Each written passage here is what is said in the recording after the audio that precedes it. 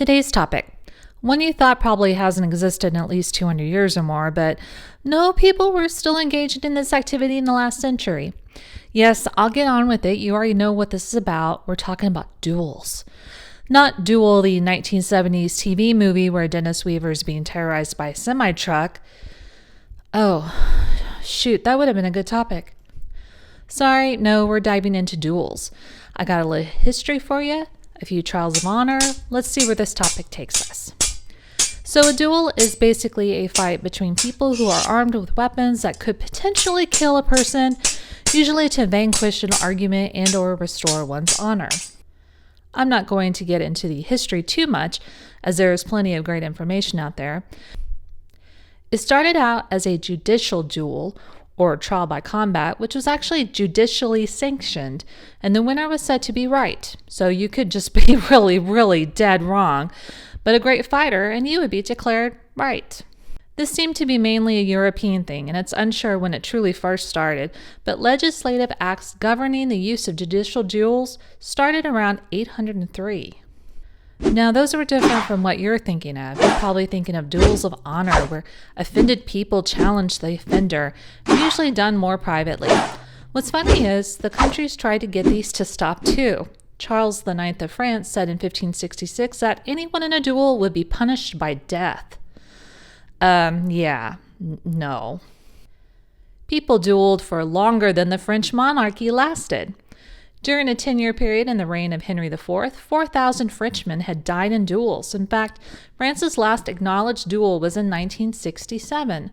However, it should be noted that for the most part, these more recent duels were not fights to the death. Usually the duel ended when one of the parties got any kind of injury, usually minor. And as the years passed, watching two men trying to kill each other while their friends watched, no longer seen as swashbuckling and romantic. Well, this was only in France, right? Oh dear, Pinto Bean, no. Duels are fought in many places, and if you know anything about American history or Broadway, you know about at least one famous duel between Alexander Hamilton and Aaron Burr. The duels we're talking about today will be in the early 20th century and in France. I don't doubt I'll probably do more videos about duels later down the road because honestly, as I was poking around some old newspapers researching a previous video topic, I saw a story about duels and had no idea they had lasted into the 20th century. There are even books about the code of honor to be followed. Here are some excerpts from one which was called the Code of Honor, or the 39 Articles, with an appendix showing the whole manner in which the duels to be conducted, with amusing anecdotes, illustrative of dueling by Sovereign. This was published in 1847. Number 23. Your second must be cautious not to place you facing the sun, or a strong wind, nor with any object such as a cow, or horse, or house, or rock, or tree, ranging rearward of you within the distance of 200 yards. I bet the cows and horses fought for that one to be included. Number 25. After taking your place, you will salute your antagonist with a distant, but not discourteous, inclination of the head. So I'm guessing shooting the middle finger is out. They also have number 20, which tells you where you and your opponent should ideally stand along with the seconds. First, we're going to talk about a couple of famous Frenchmen who were well-known duelists. And then stay tuned for what was deemed the first female duel in France. I need that "Let's Get Ready to Rumble" announcer here. Let me give it a go. First female duel in France! Okay, no. I'm not going to apologize for that, but I will apologize ahead of time for my French accent and horrible pronunciation. Jacques Richepin. We're in 1914, and Jacques Richepin is an actor, writer, and his wife Cora, also an actress, are working in the theater she co-manages.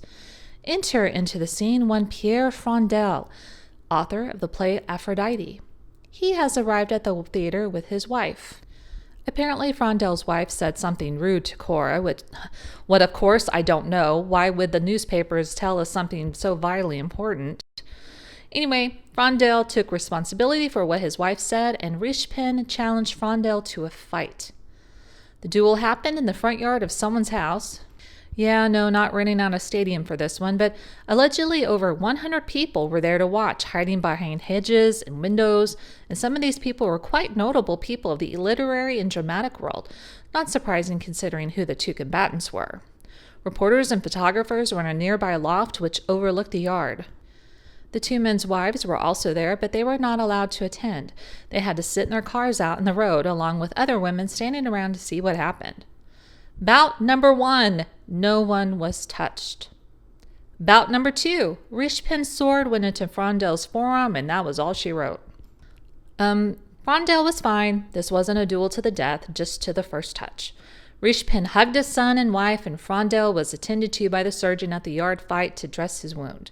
However, unlike what was normally supposed to happen at the end of the duel, where the two fighters shake hands, have a drink together, whatever, apparently this fight ended without being reconciled. Jumping to 1923, and we're at the same theater again, what seems to be a dangerous place, which was Jacques' wife's Cora's theater. One Duc de Camastra had gotten a free pair of tickets from a buddy and was taking a gal to the show. But at the door, the doorman requested the required government tax. Pardon, monsieur, but I cannot permit you to enter until you have gone to the box office and paid the tax on your tickets. But they are free tickets, shouted the Duke angrily. It is so printed on them. The Duke was ticked. He had a free ticket and was a guest. Why did he have to pay for anything? Not a centime will I pay, he cried, and planting his imposing self squarely in the doorway so that none of the other invited guests who were crowding the lobby could enter, he launched into a vigorous denunciation of the theater management's attempted robbery. Jacques Richepin, who was managing the business end of his wife's theater while she attends to the acting, heard the row and came hurrying from his office. He was annoyed and disgusted to have this gala opening night marred by such a scene. The tax on your tickets is only a few centimes, he said sarcastically. If your grace has not that small amount in his pocket, I shall be delighted to loan it to you. Ooh, burn. And in front of the Duke's lady friend, no less. The Duke, obviously really not happy, called Richepin a bad name, and at that, Richepin slapped the Duke in the face. The duel is on. So it took place near Versailles under secret conditions. Each man had his seconds, someone to stand by for various reasons. This newspaper account really just takes any bit of romance out of it, though. Quote, it proved a pretty tame sort of duel. Both the men were over fat, short of breath, and generally out of condition. For several minutes, it looked as if they would fall down from exhaustion before either could succeed in pricking the other with his sword. End quote. Anyway, according to another account, the Duke started off strong.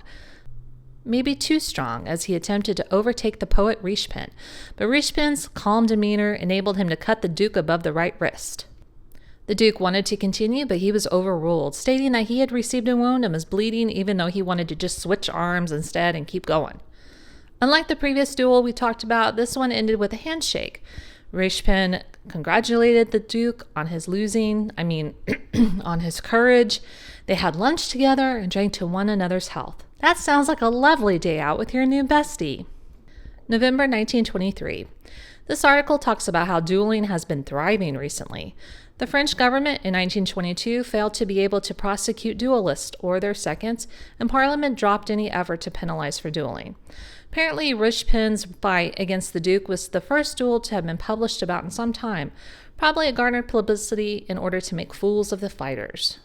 Georges Bretmeyer, noted duelist himself, spoke on the radio about how it was necessary to fight until there was a real result, a damaging wound at least. He talked about how now the duelists wear gauntlets to protect their sword hands and forearms, so the duelist now has to actually attack the body of the opponent, which increases the chances of a more serious wound as opposed to a nick in the hand. Léon Daudet. So Léon, like Jacques Richepin, was a noted duelist. He was actually a satirical writer, but dabbled in dueling on the side when such an event came up. We're in 1911, in Paris, of course. And look where we're at, friends. We're in a theater. A different one, at least, but still. One Georges Clarity was a bit ticked at Léon. Léon had published some articles that criticized the Théâtre Comédie Française management. Who was the son of the management? Yeah, that would be George. En garde! 2 men met at noon, 4 shots with pistols at 25 paces. Neither were injured. Well, it's over then, right? Non! Let's try the swords now. Swords drawn, and most thought that George had Leon when George lunged towards Leon's chest, but stopped a few inches short. Apparently, George said, quote, "I was afraid. The coup was terrible. I stopped short." End quote. But that's Frank Costanza's move. Leon then wounded him in the throat. Another paper said it was arm. George wanted to continue, but was not allowed. 1912. Now, Leon's ticked at Pierre Mortier. Pierre is the editor of Gil Blas, and apparently in that publication he said something not so nice about Leon's writings. Mortier got wounded in the arm, the duel ended, but they did not shake hands and go drink a beer later. Henry Berstein versus Daudet. The combat guidelines were just a lot. Quote, "Behind each combatant was marked off a distance of 15 yards. This back marker was not to be passed by more than 2 feet under pain of disqualification. The duel was to be opened with the exchange of 4 pistol shots. Failing in a result, swords were to be requisitioned. As a general rule, it is the seconds who declare whether a wound is sufficiently serious to stop a duel. In this case, it was the wounded man himself who was to give the signal of surrender. He was to be given a quarter of an hour's rest in which to nurse his injury, and then was to declare himself whether he was able to continue the contest." End quote. It was fought in the Velodrome at 6:00 p.m. between the decidedly well-matched pair, though their appearances were quite different. Quote, "Daudet is short and stockily built," end quote, but alleges he ain't fat, he's carrying around, quote, "iron strength," end quote. This is like when I tell the vet my cat is not fat, he's just big-boned. Apparently, though, he has a very charming smile, which is nice to hear. That's sweet. Bernstein, a dramatist, is tall, supple, and graceful. Pistols drawn, shot exchanged, no wounding. Swords taken up, each man wounded, and after the 15-minute rest period, Leon admits he has to end. First female duel in France that we know of. Who doesn't love a girl fight? Oh dear, sorry, that's so rude. But come on. I mean, I don't think they put their hair up in ponytails and took their earrings out, but let's see what's happening here. Dana Meus, a brunette Spaniard, versus Delaza, a blonde Frenchwoman. Quote, "I want to see her die again, and often when it's over," said the terrible Damias. "I'll kill her and shall be pleased to see her die on rainy afternoons," said the outrageous Delaza. Whoa, ladies, how did we end up here? How do you think? Over a guy, of course. This particular man has remained anonymous. The newspaper just calls him Vicomte de X. So apparently, Demia saw him first at the Auteuil races. She stole him away from his then fiancée, the singer Blanche d'Otrante. Well then, Demias and our unnamed Vicomte were engaged, and she was paranoid that another woman would steal him from her. She worried about everyone except her dearest friend Delaza. She discussed her fears with her bestie. A big mistake, talking all about how wonderful your boyfriend is makes him more intriguing. Quote, "I know that I shall lose him. He is so strong, beautiful, and brave. They'll steal him from me, but you'll help me watch, Dine. We must watch those wicked women." End quote. Quote, "Who can compare with Nam? Shake off such thoughts. The Vicomte has eyes but for you. The others don't exist. He loves you passionately." End quote. Said the newspaper, quote, "Demias watched all women, did not watch her friend." So after a bit of a fight with his lady Demias, the Vicomte ended the engagement. The same afternoon, he shows up at the races with, yeah, you already know, it was Delaza. Demias was there in an attempt to get back with the Vicomte and saw the new pair. Delaza noticed her friend near, stopped the Vicomte, and stood together, getting their flirt on. Demias walked away. "So you think it's over?" "Well, no, we're talking about duels." Delaza is the worst kind of friend, if she ever was much of one. Yes, the engagement had ended. It was the petty BS that came later that brought things to a head. Demias would have a get-together at a restaurant. Delaza and her boy toy would show up at the restaurant. If Demias was asked to attend a tea, the couple would be there. If Demias was in her carriage heading somewhere, the couple's carriage would overtake hers. Well, a person can only take so much of the blatantness about it, the in-your-face ridicule. Denemeus was attending a dog show. The couple was laughing behind her. She turned in the group of people and slapped Delasa in the face, hard enough that the dog started barking.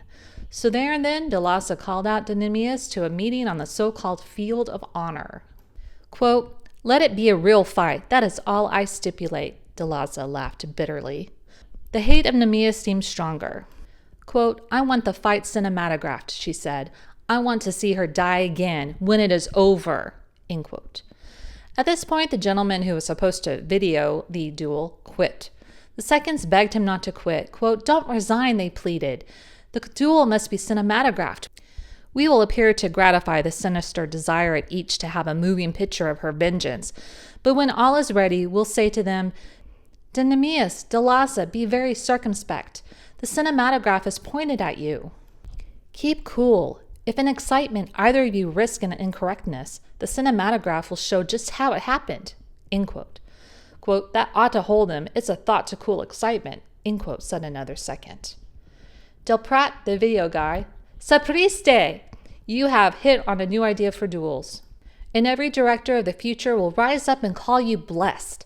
Not only will he have a witness to his own correctness in directing, but all kinds of duelists, from impulsive down to tricky, will hold themselves mighty proper when they know that all their swordplay can be reviewed slower even than when it happened in a moving picture drama when the duel is over." Was this the start of referees calling to see a replay? Well, no, I'm not sure how long it took to fully process a movie. You want to see a replay of your fight, ladies? Come back in about a month. Or a year. The intending doctor was not so happy. He felt like duels were for men. Quote, "If I'm seriously wounded," said Delasa while her team got her ready, "if I can't be moved, it's understood Denemeus quits the villa." Quote, "Yes," her team answered, "it is stipulated in the procès verbal to be her return for your consenting to fight in her grounds, because if she is wounded, she'll be glad to be at home. Besides, we could obtain no other place. Friends having gardens feared responsibility." End quote. This conversation was about the fact that the field of honor was actually in Denemeus' backyard, and that if Delasa was injured, Denemeus would have to leave her house while Delasa's injuries were attended to. Denemeus told the doctor and combat director, quote, "Here is a power of attorney for the full use of my villa in case my opponent needs it. Women of our fashion could not go like men and rent the garden of a wine shop in the suburbs." End quote. To her second, she said, quote, "Observe the open space between the 4 round flower beds. Arrange that we fight there. There she laughed and flirted with him just before he quit me. I, poor fool, saw and suspected nothing." End quote. So it started with the whole en garde and fought 2 rounds in the so-called style fence of Jacob, which is to attack the extremities like the sword hand, wrist, or forearm. Apparently, Delasa was the weaker fencer. By the 3rd round, Delasa had been retreating, jabbing. Denemeus forced her backwards, punting her between 2 flower beds. Quote, "Here's the spot," Denemeus then cried suddenly. "Here's where you fall." But while she spoke, the blonde Delasa laughed hatefully and changed all of her tactics, making a reckless lunge at the heart of the Spaniard Denemeus. It was over in a moment, but not the way you think. The point of Denemeus' sword automatically turned the thrust aside and penetrated Delasa's sword arm in the crook of the elbow. Friends who have seen the video, cinematograph, say that Delasa runs on Denemeus' sword point in the fury of her dash. So now Delasa starts bleeding, starts to run in panic, but is caught by the doctor and has a tourniquet placed on her arm above the severed artery. Oddly enough, another newspaper basically said, "'Tis but a scratch." Anyway, apparently she'll be okay. Quote, "Meanwhile, the unforgiving Spaniard glances at the scene with her dark smile. She thoughtfully hands her sword to a second. She paces back and forth. Then she stops, turns her back on the busy group, throws up her head defiantly and hands on hips, stands ready for the world's reproaches against the first cultured woman of our day to seek life in a duel and all but take it." End quote. So ends our little pedal jump into duels, and yes, we're going to do more later down the road. It's frankly an interesting way of getting your honor/revenge, whatever, without having to go to people's court, and to be honest, it sounds like that's why they did it. You can't exactly go before a judge and demand an apology for some things that were said. Well, I guess it depends on what was said if we're talking about libel, but generally speaking.